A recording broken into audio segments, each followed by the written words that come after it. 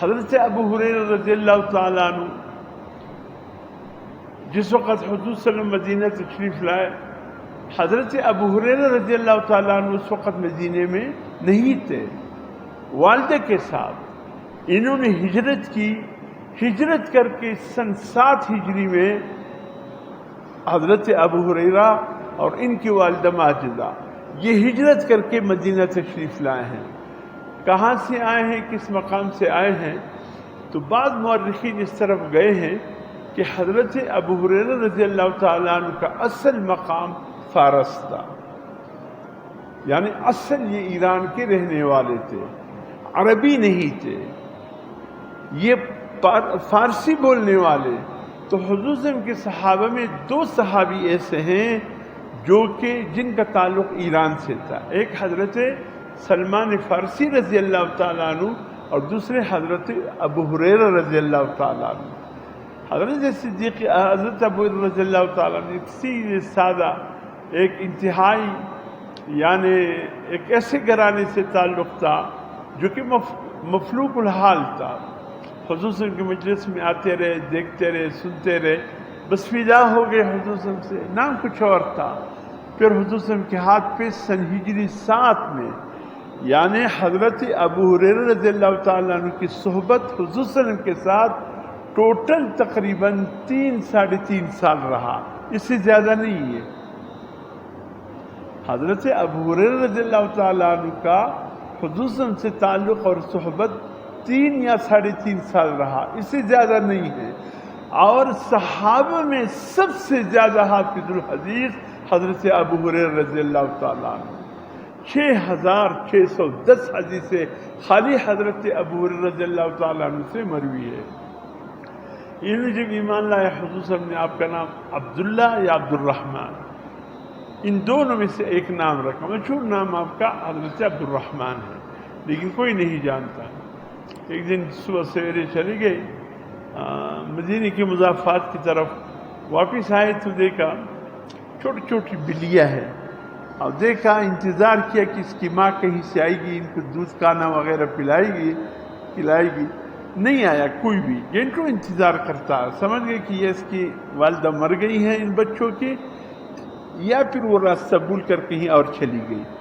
تو ان بلی کی بچوں کو اٹھا کر ایسا بڑا آپ کا یعنی جیسے جوبہ پہنا جاتا ہے، بڑا جوبہ تھا سینے سے، بچوں کو اٹھا کر یہاں رکھے کہ ٹھنڈ نہ لگ جائے، موسم سرد ہے، ان بچوں کو ٹھنڈی نہ لگ جائے۔ جب آئے تو سب سے پہلے ملنے والے حضور صلی اللہ علیہ وسلم تھے، تو حضور صلی اللہ علیہ وسلم سے بات کر رہے تھے اور ایسا ہاتھ کیا ہوا تھا، بچوں کو چھپایا ہوا تھا، ان بلی کی بچوں کو۔ اچانک ایک بلی کی بچے نے آواز دی، حضور صلی اللہ علیہ وسلم فرمائے ابو ہریرہ کہیں بلی کی بچوں کی آوازیں آ رہی ہیں؟ کہا یا رسول اللہ یہ ہے، آستین میرے آستین میں پڑے۔ فرمائے کہاں سے تو نے ڈھونڈے، کہاں سے لائے؟ بھئی وہیں رکھتے جہاں یہ تھے، ان کی والدہ تلاش کرتی ہوئی وہاں آ جاتی۔ کہا یا رسول اللہ میں نے بہت انتظار کیا، کوئی بلی نہیں آیا، اس لیے مجھے ڈر ہوا کہ مر نہ جائے بھوک سے، اس لیے اٹھا کر لایا ہوں، اور میں نے کہا اس کو کچھ دودھ پلاؤں اور کچھ کھلانے کی چیز ہو ان کی تو اس کو کھلاؤ۔ تو حضور نے فرمایا اچھا ان کی ماں تو نہیں آئے، انت ابا ہریرہ تم ان کے باپ ہو؟ یعنی وہ بلی کے بچوں کی ماں تو نہیں آئی، وہ بلی تو نہیں آئی، وہ تو چلی گئی۔ انت ابا ہریرہ تو ان بچوں کے باپ ہو، اب اس کو تم کھلاؤ گے پلاؤ گے؟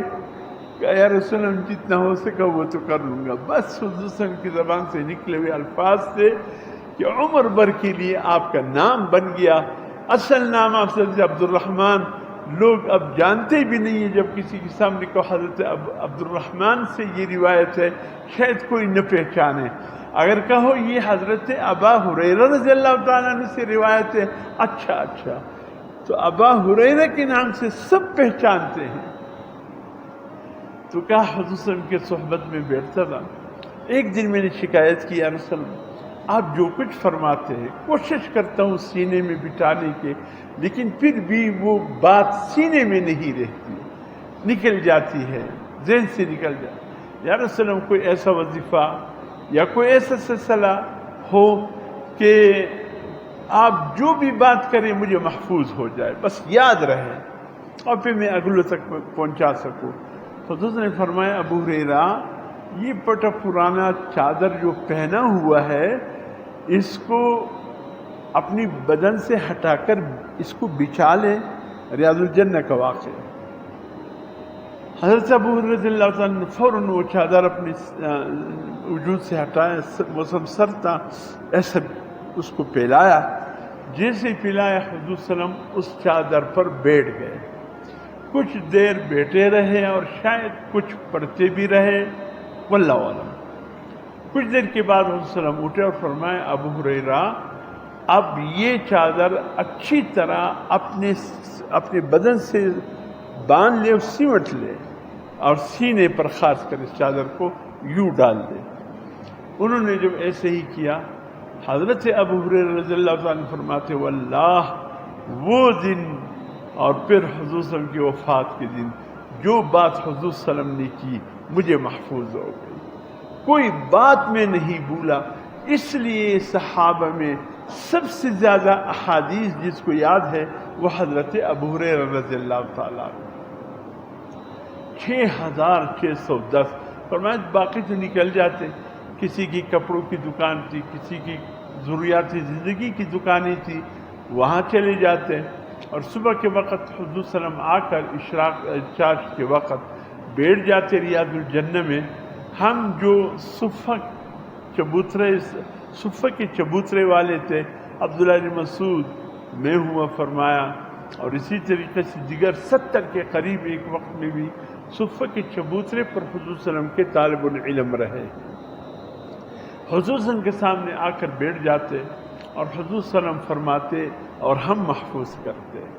ہمیں کوئی دنیا کا کام نہیں تھا، نہ دنیا کے کام ہم نے کوئی اختیار کیا، بس سب سے بڑا کام یہ تھا کہ ہمیں حضور صلی اللہ علیہ وسلم کی صحبت مل جائے۔ بس کوئی بات حضور صلی اللہ علیہ وسلم کہ ایسی نہ ہو کہ آپ نے کہیں اور ہمارے ذہن سے نکل گئی ہو یا محفوظ نہ رہ سکا ہو۔ ہم نے اس بات کو اخذ کہ جب بھی حضور صلی اللہ علیہ وسلم کہیں بیٹھتے بات کرتے، فرمایا تب باقی جب بھی پہنچتے میں پہلے پہنچ جاتا تھا، اس لیے حضور صلی اللہ علیہ وسلم کی کوئی بات میرے سینے سے باہر نہیں گئی، ذہن میں بھی نقش ہوا، سینے میں بھی محفوظ رہا۔